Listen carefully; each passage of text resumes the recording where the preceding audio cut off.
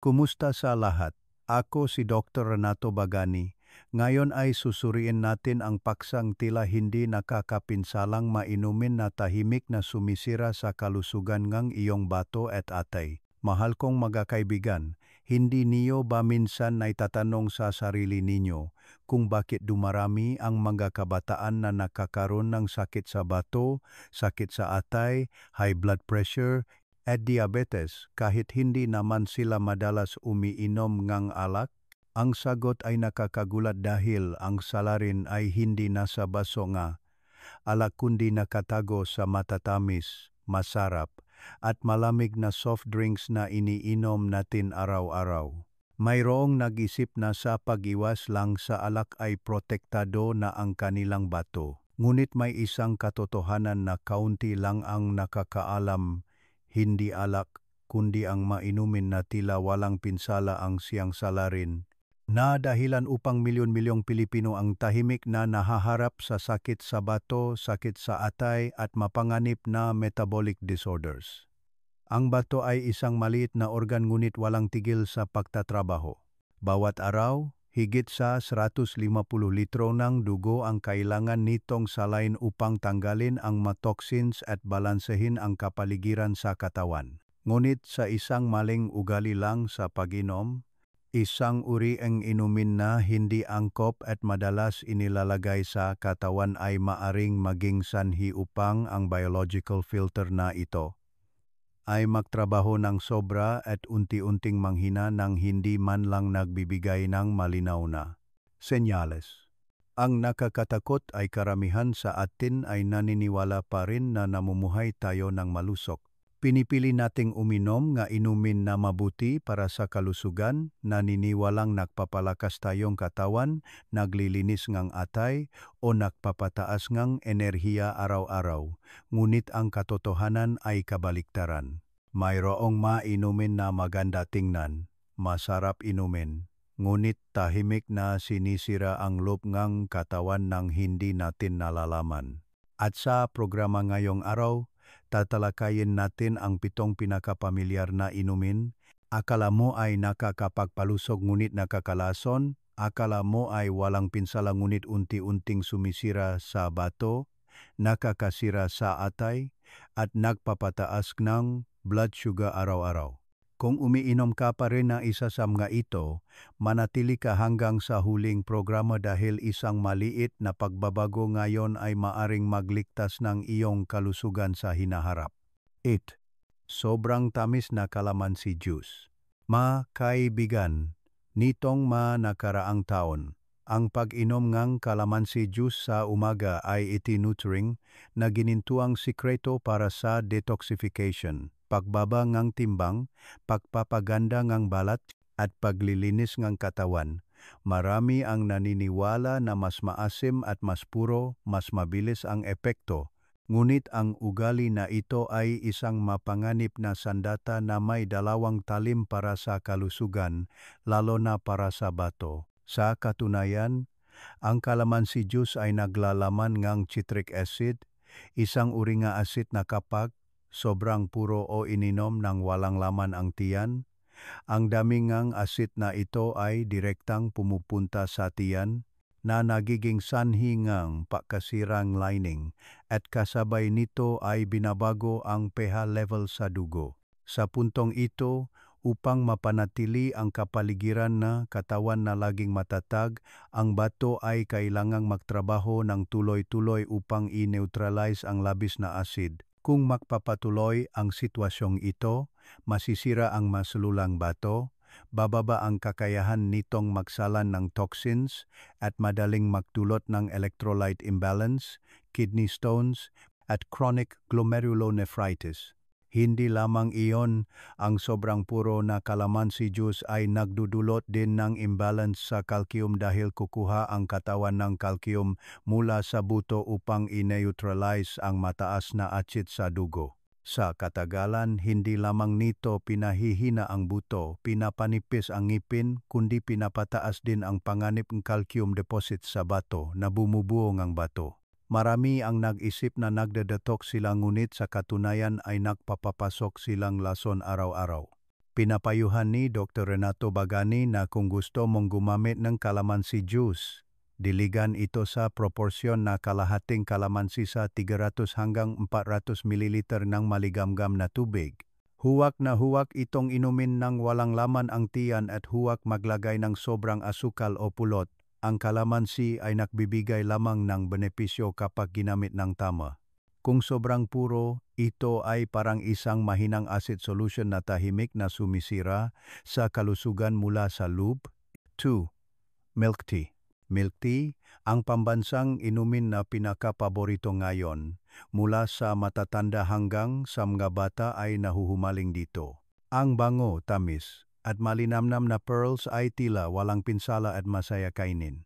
Ngunit sa likod ng kaakit-akit na milk tea na iyon ay isang bombangang asukal at taba na tahimik na sumisira sa kalusugan, lalo na sa bato. Isang 500 ml na baso ngang milk tea ay karaniwang naglalaman ngang 60,80 gramo ng asukal katumbas ngang 12,16 kutsarita ng asukal, 3 beses ang dami na dapat mong inilalagay sa katawan sa isang araw.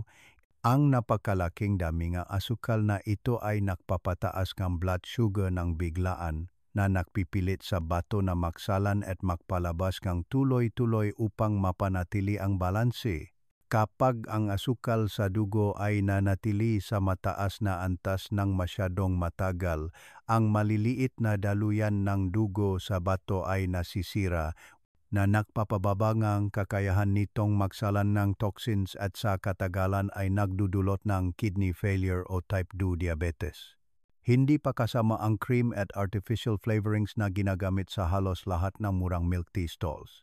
Ang mga sangkap na ito ay naglalaman ng trans fats at high fructose corn syrup, dalawang salarin na nagpapatas ng bad cholesterol, nakalalason sa atay at nagpapapagod sa bato. Kapag ang fructose ay pumasok sa katawan, direkta itong na-metabolize sa atay at gumagawang uric acid na nagpapataas ng panganib ng gout, kidney stones, at mapanganib na metabolic disorders. Mas nakakatakot, maraming uri ng pearls ang gawa sa industrial tapioca flour o plastic material na hindi natutunaw, naipon sa bituka, at nakakaapekto sa digestive system. 3. Kape sa kanto. Mahal kong mga kaibigan, sa umaga papasok sa trabaho, huminto sa gilid ng kalsada, umorder ng isang baso ngang matapang na kape, mura, mabango, at nakakapagbagising, ay naging ugali ng maraming Pilipino.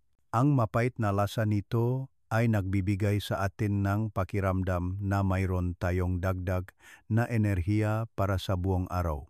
Ngunit kaunti lang ang nakakaalam na ang murang at mabangong kape na iyon ay minsan ay walang tunay na butil ng kape.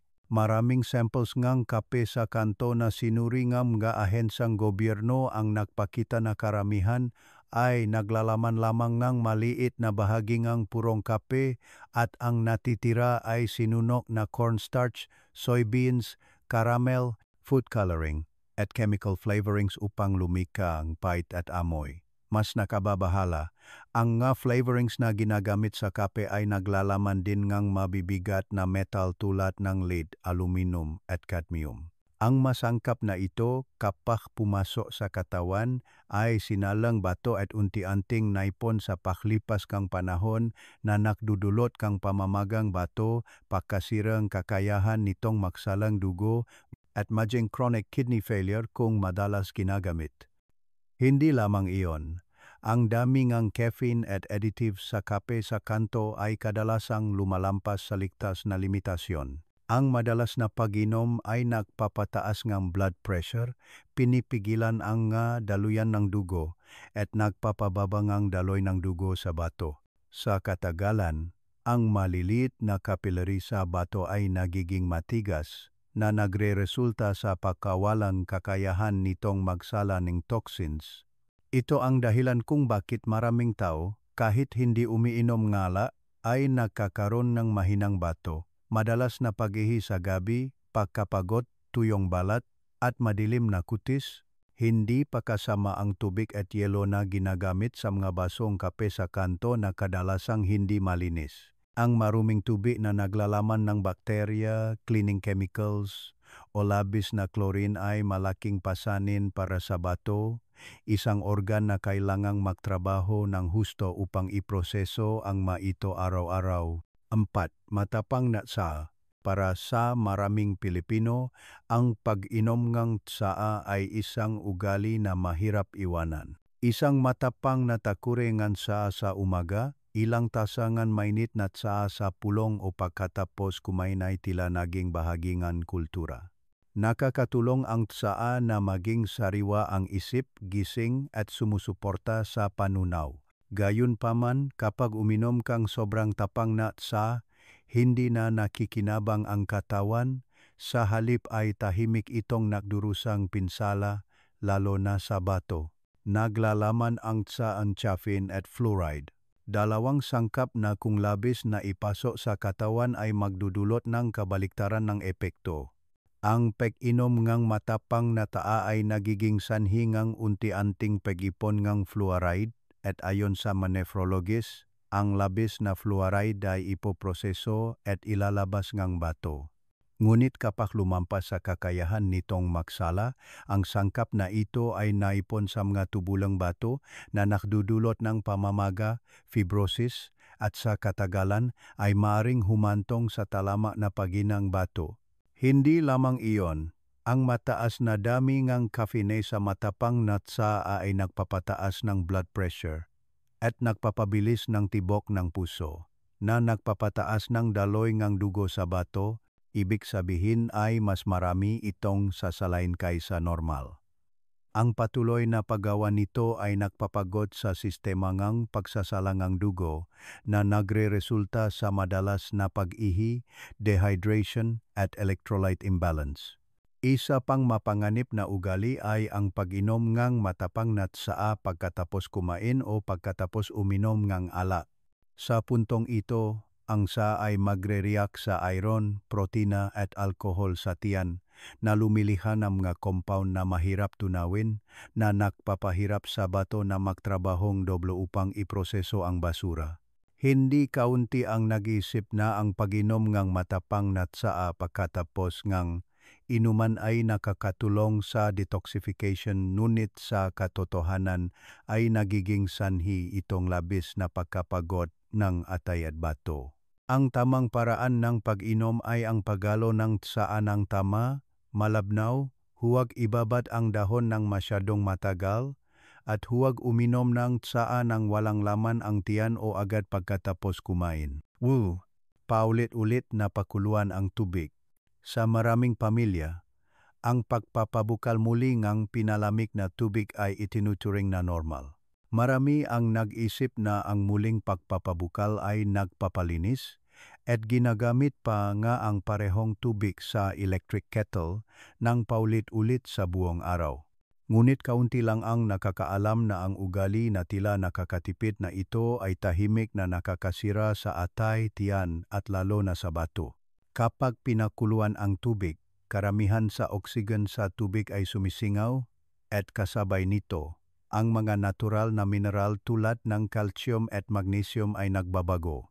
Kung patuloy na papakuluan ng paulit-ulit, ang nilalaman ng nitrate, arsenic, lead, at mabibigat na metal sa tubig ay unti-unting magiging puro, kaya ang bawat lago ng tubig na tila malinis ay naglalaman ng mas mataas na konsentrasyon ng toxins kaysa sa orihinal na tubig. Ang masangkap na ito ay pumapasok sa katawan.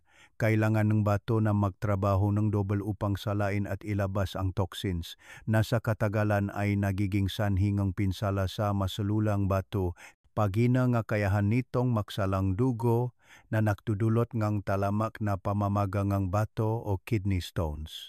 Hindi lamang iyon, ang paulit-ulit na pinakuluan na tubig ay nawawalan din ng kapaki-pakinabang na mineral na nagbabago sa pH level sa katawan, na nagiging sanhi digestive disorders at matagal na pagkapagod. Lalo na kung ang tubig na ito ay ginagamit upang ihalo sa gatas, magluto ang lugaw o magtimpla ang taa para sa mga bata at matatanda, Mas maraming mabibigat na metal ang maabsorb ng katawan kaysa sa ligtas na antas na nagdudulot ng mabagal na pagkalason at paginang resistensya. Pinapayuhan ng ma-eksperto na ang tubig ay dapat lang pakuluan ng isang beses, palamigin, at inumin sa loob ng 24 oras.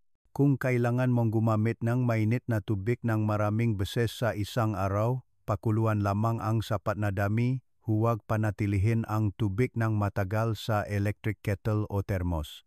Ang tubig ay pinagmumulan ngang buhay ngunit maaari ding maging pinagmumulan ngang lason kung hindi natin ito ginagamit ng tama.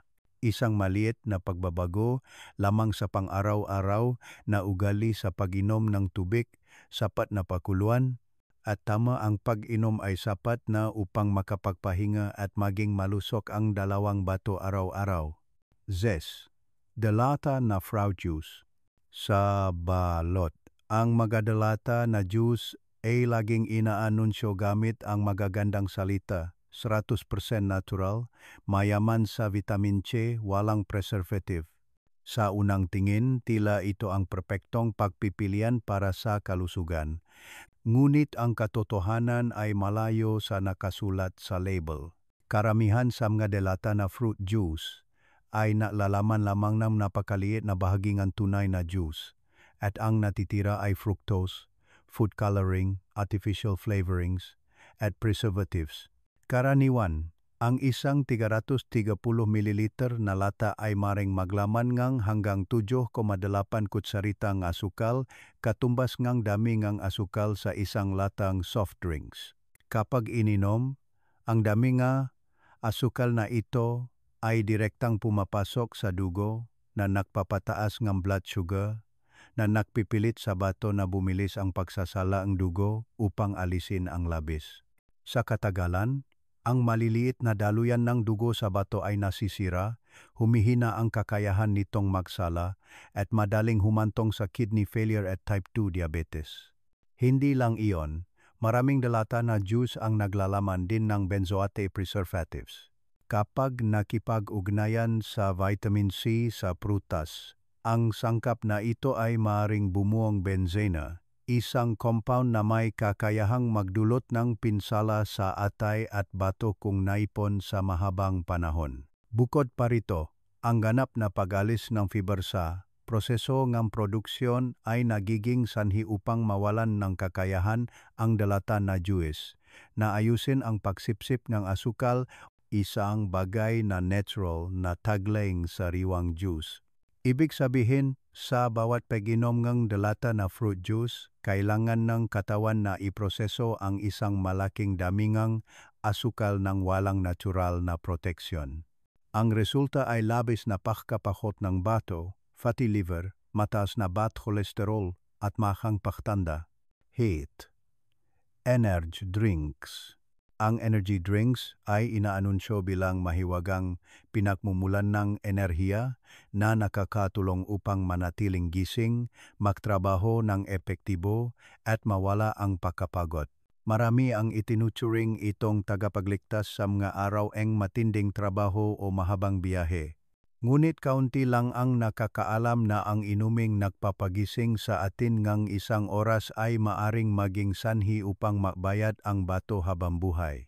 Isang 330 ml na latang energy drink ay karaniwang naglalaman ng 40,50 gramo ng asukal kasama ang caffeine na 2 hanggang 3 beses ngang dami ngang kape. Kapag pumasok sa katawan, ang dami ngang caffeine na ito ay nagpapabilis ng tibok ng puso, nagpapataas ng blood pressure, habang ang mataas na dami nga asukal ay nagpipilit sa bato na tuloy-tuloy na magsalang dugo upang balansehin ang homeostasis. Ang caffeine ay nakpapasakla sa adrenal gland na maklabas na adrenalina, isang hormona na nakpapataas na tibok na puso at nakpapataas na pakihi.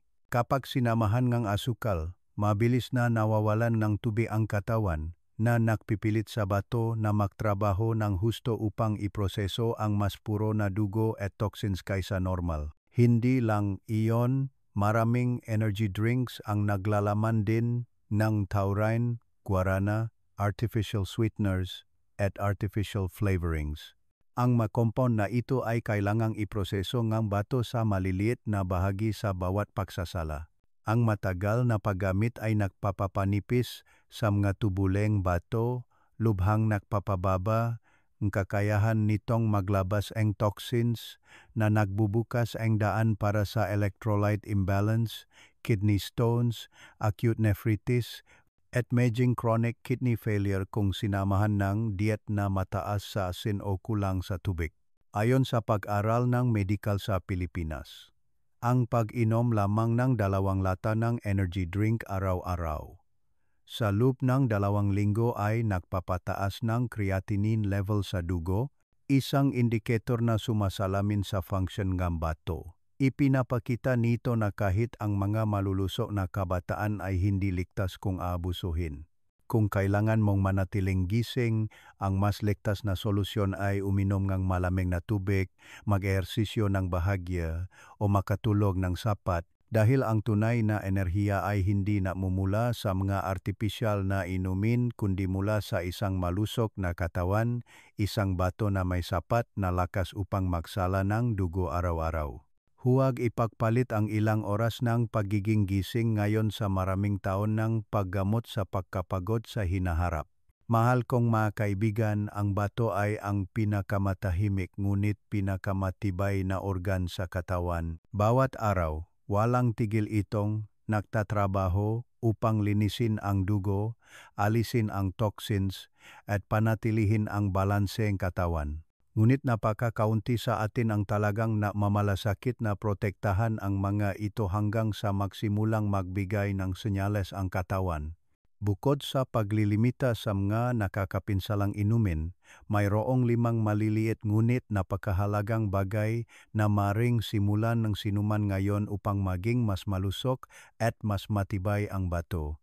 Una, uminom ng sapat na malinis na tubig araw-araw, humigit kumulang sa 2.5 hanggang 2 litro depende sa iyong kalagayan at panahon.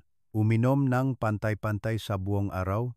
Huwag hintayin na mauhaw bago uminom dahil sa puntong iyon ay nagsisimula ng ma-dehydrate ang katawan at kailangan ng bato na magtrabaho ng mas husto upang salain ang puro na dugo. Pangalawa, bawasan ang pagkain ng maalat at processed foods. Ang asin at MSG ay nagdudulot ng water retention, nagpapataas ng blood pressure, at nagdaragdag ng pasanin sa bato. Mas piliin ang sariwang pagkain, kaunting pampalasa, maraming gulay, at prutas. Pangatlo, panatilihin ang bahagyang paggalaw araw-araw. Ang paglalakad, deep breathing exercises, o paghahardin ay nakakatulong na mapataas ang daloyng dugo, mapabuti ang kakayahan ng bato na magsala, at mabawasan ang panganib ng high blood pressure, ang pangunahing sanhi ng kidney failure. Pangapat, makatulog ng sapat at panatilihing kalmado ang isip. Habang natutulog, nagre-regenerate ang katawan ng makselula, kasama na ang makselula ng bato. Ang matagal na stress ay nagpapataas ng stress hormones, nagpapaliit ng gadaluyan ng dugo, nagpapababa ng daloy ng dugo sa bato, at panghuli, magpa-regular check-up. Lalo na, suriin ang function ng bato. Ang maagang pagtuklas ng ma-abnormal na indicator tulad ng creatinine, proteinuria o high blood pressure ay makakatulong na maiwasan ang pinsala sa bato mula pa sa simula. Ang kalusugan ay hindi nagmumula sa malalaking bagay kundi sa maliliit na ugali na inulit araw-araw. Mahalin ang iyong katawan ng higit pa. Magsimula sa tamang pag-inom, malusog na pagkain, at pakikinig sa pinakamaliit na senyales na ipinapadalang iyong bato. Salamat sa inyong pagsubaybay hanggang sa huling programa. Paalam at hanggang sa susunod na programa.